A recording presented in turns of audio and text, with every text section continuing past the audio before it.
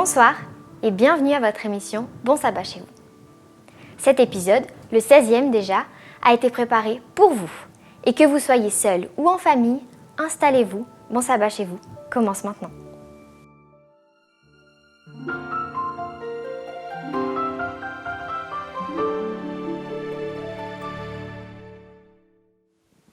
Le message de ce vendredi nous est présenté par le pasteur Daniel Oliveira, pasteur de l'église de Mérin, qui nous présente le voyage de retour de Paul à Jérusalem avant la prison. N'oubliez pas de nous laisser vos commentaires après l'émission en bas de cette vidéo. Je voudrais aussi vous inviter à vous abonner à cette chaîne pour être averti chaque vendredi de la mise en ligne de cette émission et de toutes les autres émissions d'Espoir Média. Comme d'habitude, préparons-nous avec les moments de louange qui vont suivre. Et on se retrouve après.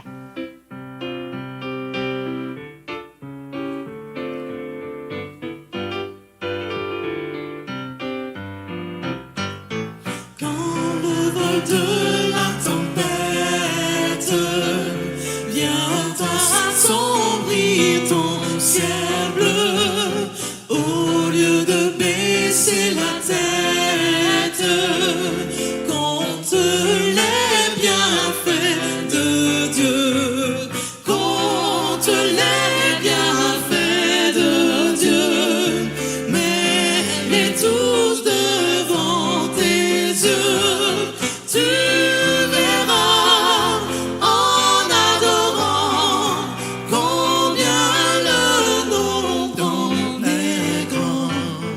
Quand sur la route glissante, tu chancelles sous ta croix, pense à cette main puissante qui t'a béni tant de fois, contre les bienfaits de Dieu, mets-les tous devant tes yeux, tu verras en adorant combien le nombre est grand. Bénis donc, bénis sans cesse ce Père qui chaque jour épargne la richesse de son merveilleux amour, compte les bienfaits de Dieu, mets-les tous devant tes yeux, tu verras en adorant combien le nombre est grand, compte les bienfaits de Dieu, mets-les tous devant tes yeux, tu verras en adorant combien le nombre est grand. Il y a un verset qui me donne beaucoup d'espoir. Il y en a bien d'autres, bien sûr, mais il y a un verset que j'aime particulièrement, qui me donne de l'espoir pour pouvoir être positive face à l'avenir. Le psaume 37, le verset 5, me dit « Christelle, vous pouvez mettre votre prénom. Christelle, recommande ton sort à l'Éternel. Mets en lui sa confiance, ta confiance, et il agira. » Lorsque je me répète ce verset, je me dis, quelles que soient les circonstances, en mettant ma confiance en Dieu, je n'ai rien à craindre. Et toi, Clayton, as-tu un verset qui te donne de l'espoir? Romains 8, verset 31 dit, « Si Dieu est avec nous, qui sera contre nous? » Et pourquoi tu l'aimes, ce verset? Parce qu'il nous donne la force, même quand nous sommes même si nous avons des problèmes, qui sera contre nous si Dieu est avec nous? Donc tu te sens fort, confiant dans l'avenir. Avec Dieu, oui. Amen. Amen. Et toi, Anne-Claire, as-tu un verset? Oui, j'aime aussi beaucoup Romains 8, et notamment les 2 derniers versets. Donc dans Romains 8, versets 38 et 39, « Car j'ai l'assurance que ni la mort, ni la vie, ni les anges, ni les dominations, ni les choses présentes, ni les choses à venir, ni les puissances, ni la hauteur, ni la profondeur, et ni aucune autre créature ne pourra nous séparer de l'amour de Jésus, manifesté en Jésus notre Seigneur. » Amen. Grâce à l'amour de Dieu, rien ne peut nous séparer. Grâce à la parole de Dieu, à ses promesses, nous sommes forts, n'est-ce pas les amis? Et plus sereins et en paix. Mais grâce à cette parole, et avec plutôt cette parole, il nous faut la foi. Parce qu'avec la foi, nous pouvons nous prendre possession plutôt des paroles et les laisser agir dans nos vies. Donc, mettons notre confiance en Dieu, quelles que soient les circonstances.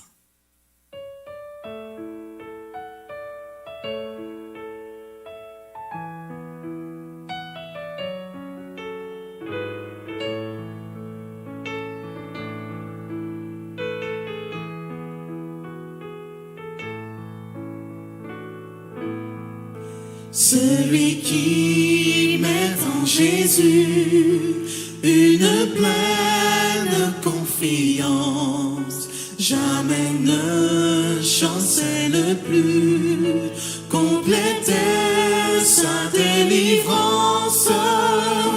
Par la foi, nous marcherons, par la foi, nous triomphons.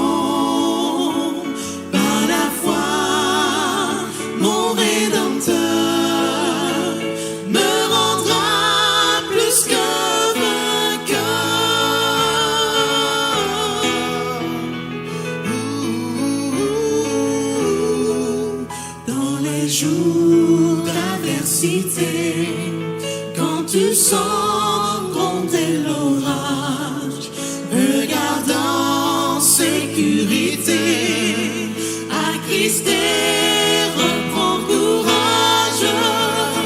Par la foi, nous marcherons, par la foi, nous triomphons.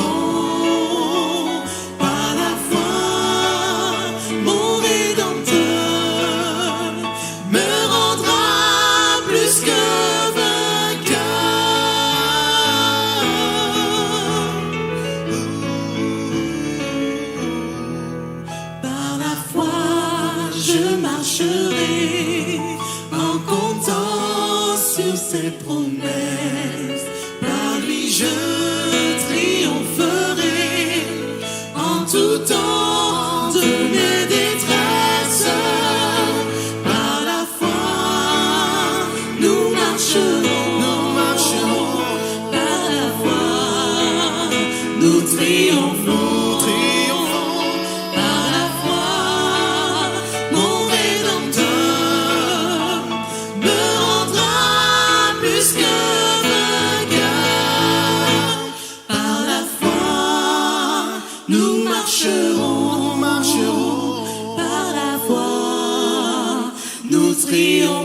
Triomphons par la foi, mon Rédempteur me rendra plus que vainqueur.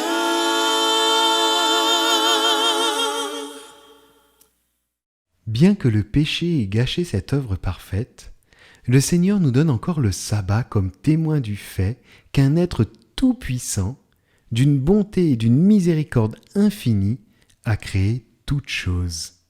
Conseil à l'Église, page 210. Merci à l'équipe de louanges pour ces beaux chants. Aujourd'hui, le pasteur Daniel va aborder le retour de Paul à Jérusalem tout en passant dans les différentes églises sur sa route pour affermir la foi de ses frères. Nous pouvons constater que Paul était un pasteur qui aimait profondément les membres de ses communautés et qui s'inquiétait réellement de leur vie spirituelle. C'est un récit passionnant que nous allons d'abord explorer par un extrait du film du Livre des Actes. Tout de suite après, nous allons laisser la parole à notre invité. Et après cela, nous nous retrouverons avant la fin de cette émission. Le premier jour de la semaine, nous étions réunis pour rompre le pain. Mais il devait partir le lendemain et Paul s'entretenait avec eux et prolongea son discours jusque vers minuit. Nous étions réunis à l'étage supérieur de la maison, éclairés par de nombreuses lampes. Un jeune homme nommé Eutychus s'était assis sur le rebord de la fenêtre et pendant le long discours de Paul, il s'endormit profondément. Soudain, dans son sommeil, il perdit l'équilibre et tomba du 3e étage. Quand on le releva, il était mort. Paul descendit, se pencha vers lui et le prit dans ses bras. « Ne vous inquiétez pas, » dit-il.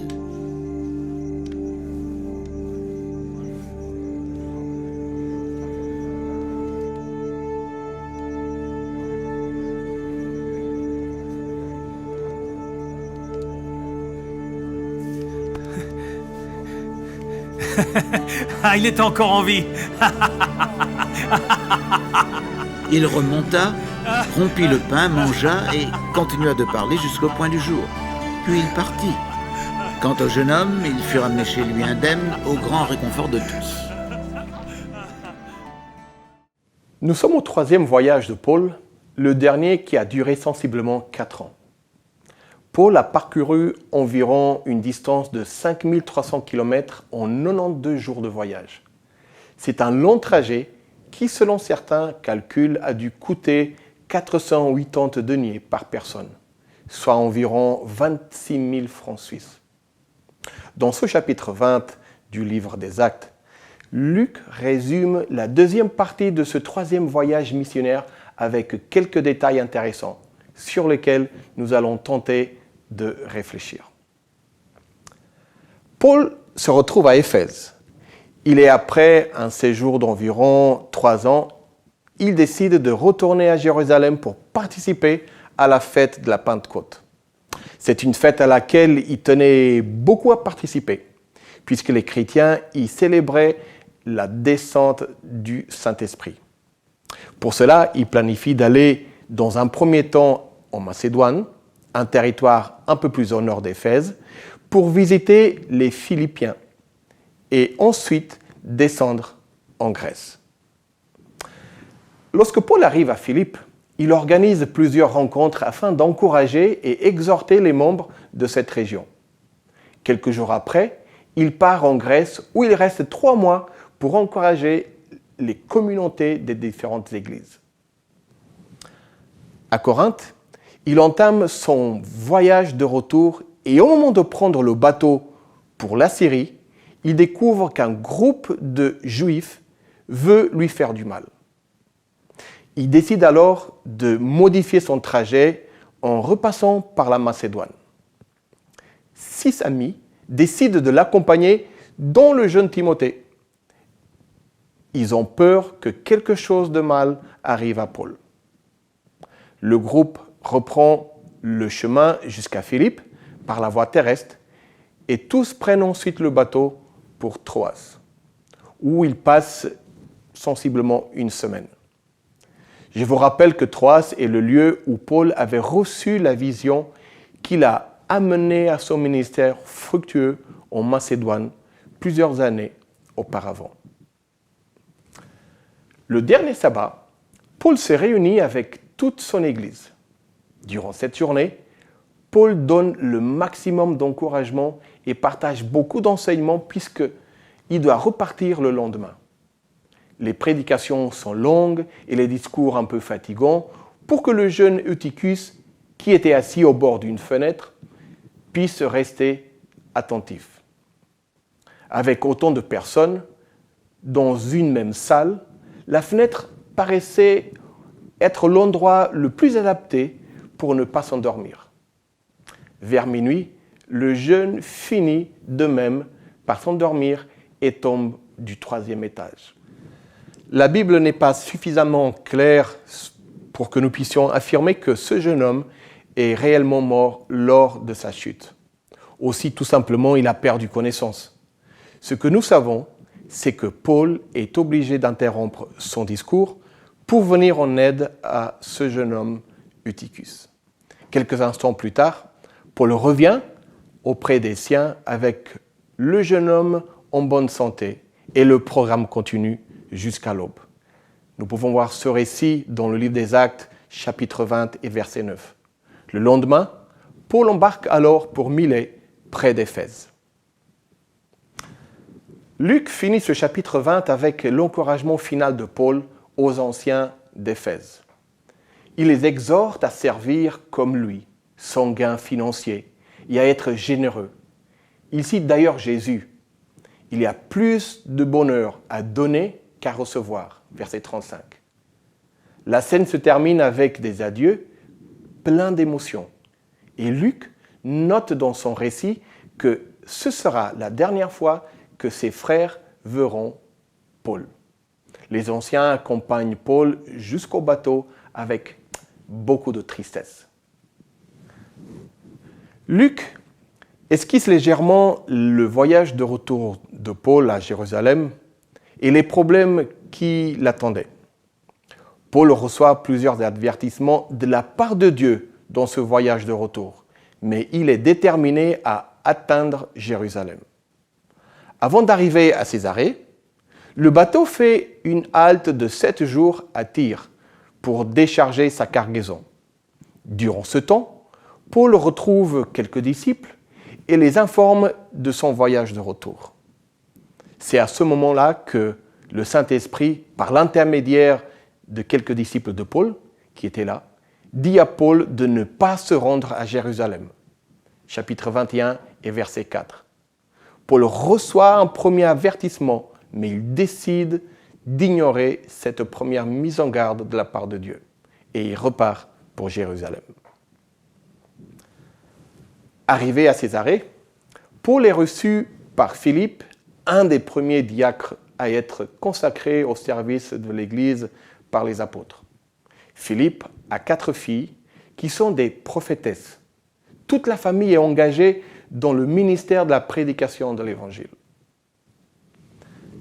Quelques jours plus tard, un autre prophète descendu de la Judée, prénommé Agabus, vient à la rencontre de Paul chez Philippe pour lui donner un deuxième message de la part de Dieu.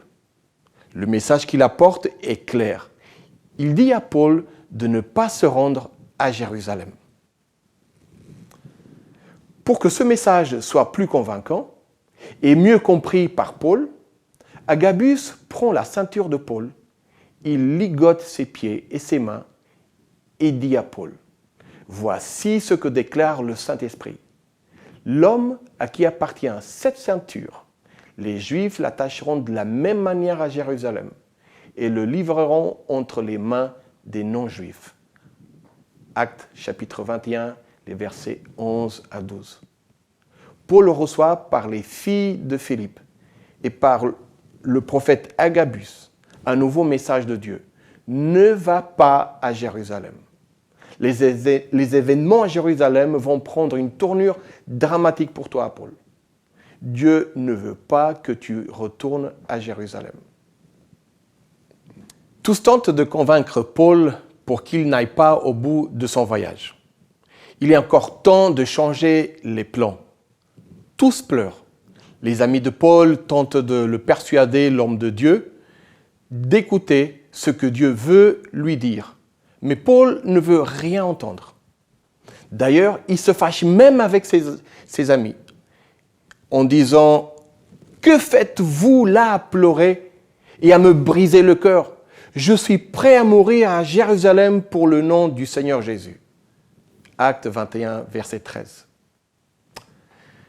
Que dire de plus lorsqu'un leader ne donne pas l'opportunité à d'autres de partager avec lui un message qui va à l'encontre de ses propos? Que faire de plus avec un leader qui ne veut plus écouter les autres, même si les messages viennent de la part de Dieu? Comme Paul ne s'est pas laissé persuader, ni par ses amis, ni par Luc, l'évangéliste qui écrit ce récit, ni par les messagers de Dieu, ils décident tous d'abandonner la cause en concluant avec une grande tristesse que la volonté du Seigneur soit faite. Acte 21, 14. C'est quand même difficile que la volonté de Dieu soit faite quand nous ne voulons pas la faire. Si nous lisons toute l'histoire de Paul, nous pouvons comprendre son désarroi. Paul était un homme fatigué par son ministère, délaissé par ses collègues, pasteur de Jérusalem à cause des divergences sur des sujets importants.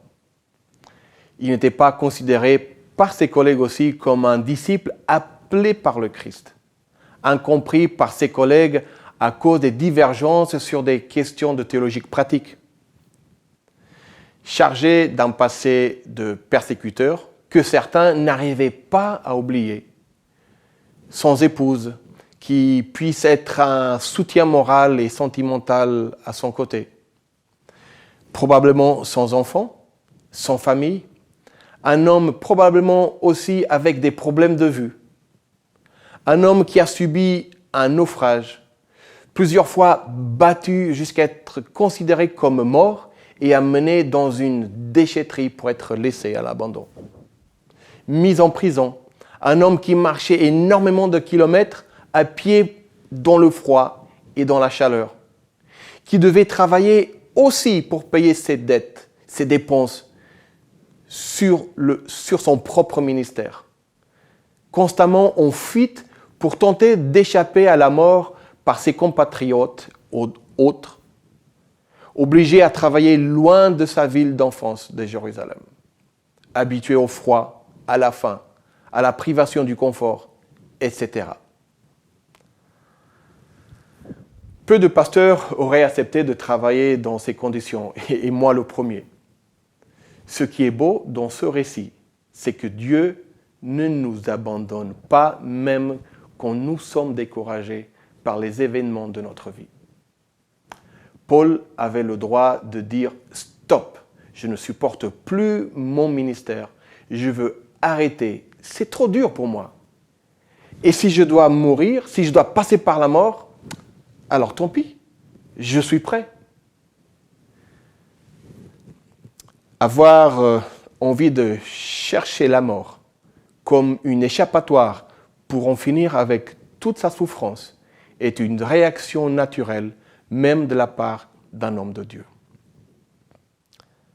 Malgré son mauvais choix, Dieu a continué à l'utiliser pour son œuvre. Paul a pu témoigner en prison et écrire d'autres lettres aux églises, mais il n'a plus jamais entrepris d'autres projets missionnaires. Peut-être que Paul aurait pu vivre encore de nombreuses années et écrire bien plus de messages aux églises. Qui sait? Peut-être qu'il aurait pu faire d'autres voyages missionnaires et visiter Rome en tant comme libre. Qui sait? Entreprendre d'autres projets d'évangélisation, probablement en Espagne. Qui sait? Mais à 55 ans, Paul était découragé et souhaitait terminer son ministère selon sa propre vision. Être découragé est un sentiment normal de ceux qui souffrent, de ceux qui se donnent à fond pour la cause de Dieu. Dieu, à travers le Saint-Esprit, parle de multiples formes et à des multiples personnes. Même si nous avons la certitude que nous sommes guidés par Dieu, il est bon de pouvoir écouter les conseils et les observations des autres qui sont aussi guidés par Dieu. Parce que Dieu me parle, oui, il me parle, mais il parle aussi aux autres pour me guider. Peut-être que ce soir, je parle à quelqu'un qui se trouve très découragé. Découragé dans son église, découragé dans sa famille, dans son travail, découragé dans sa foi même. Voilà. Ce soir, je veux te dire que Dieu connaît ton découragement. Il connaît ta vie. Dieu tient compte des conditions de ta vie. Il connaît toutes choses. Il te comprend.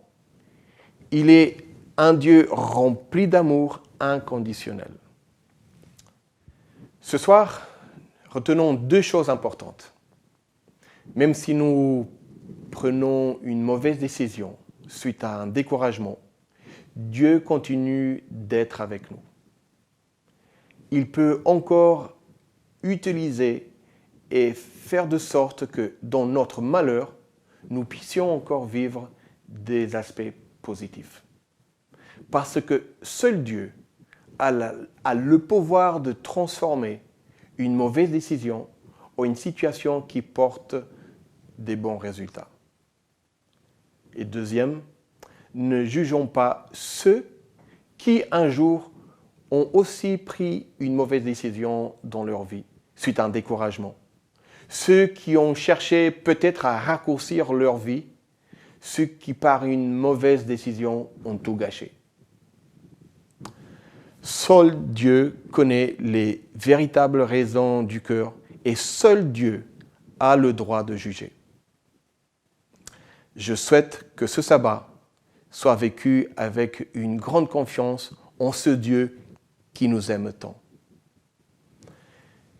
Que nous puissions nous approcher de Dieu avec confiance, sachant qu'il nous connaît et qu'il est mort pour nous pardonner et nous donner une deuxième chance. Je vous souhaite un bon sabbat chez vous.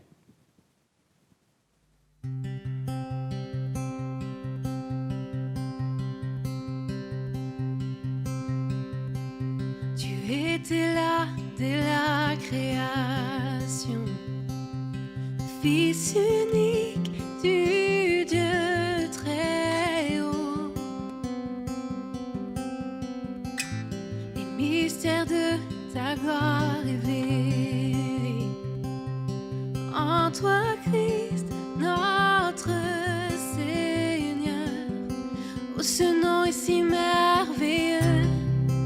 Oh, ce nom est si merveilleux, le nom de Jésus-Christ, mon roi. Oh, ce nom est si merveilleux, sa beauté sans pareil. Oh, ce nom est si merveilleux, le nom de Jésus.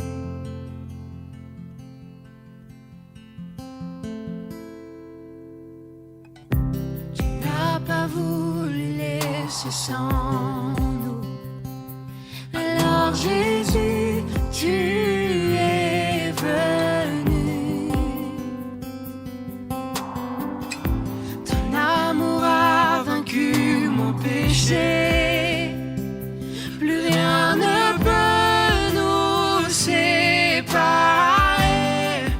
Oh, ce nom est si glorieux. Oh, ce nom est si glorieux, le nom de Jésus-Christ, mon roi. Oh, ce nom est si glorieux, sa beauté sans pareil. Oh, ce nom est si glorieux, le nom de Jésus. Oh, ce nom est si glorieux, le nom de Jésus.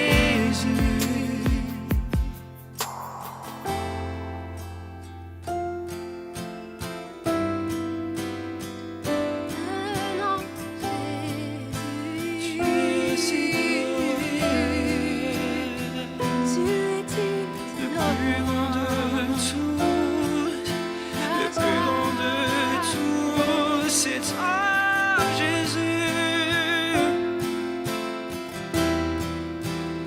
La terre a tremblé, le voile s'est déchiré, désarmant la mort et le péché. Les cieux chantent ta gloire, l'écho de ta victoire, car tu es le roi ressuscité. Tu es son rival, tu es sans égal. Dieu, tu triomphes à tout jamais. À toi soit le règne, à toi soit la gloire, car ton nom surpasse tous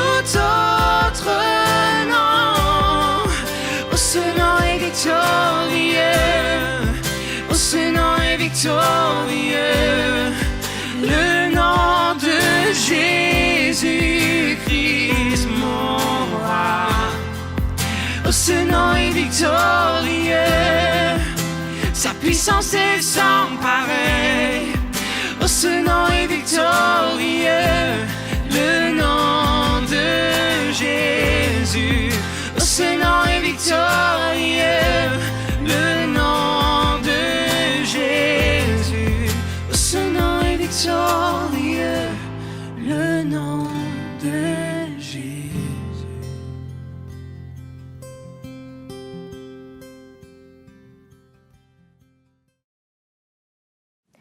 Merci Pasteur Daniel et merci aux chanteurs pour cette belle musique. Que l'amour de Paul pour ses églises puisse nous inspirer à aimer autant la nôtre. Je vous rappelle que vous pouvez revoir ces épisodes sur notre plateforme streaming adventplay.tv. Et si vous souhaitez visiter une église adventiste, faire une demande de prière ou commencer des études bibliques, toutes les informations nécessaires se trouvent en bas de cette vidéo ou dans le menu en haut. On se revoit la semaine prochaine et en attendant, bon sabbat chez vous.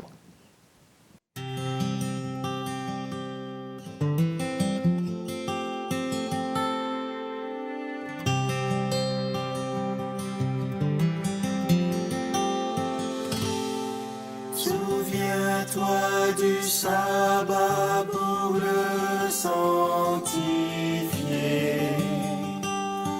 car en ce jour,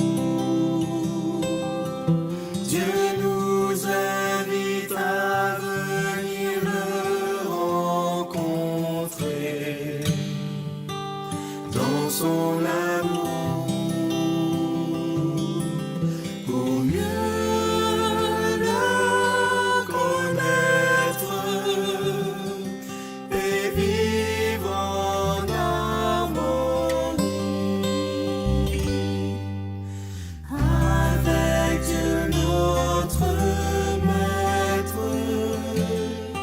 qui donne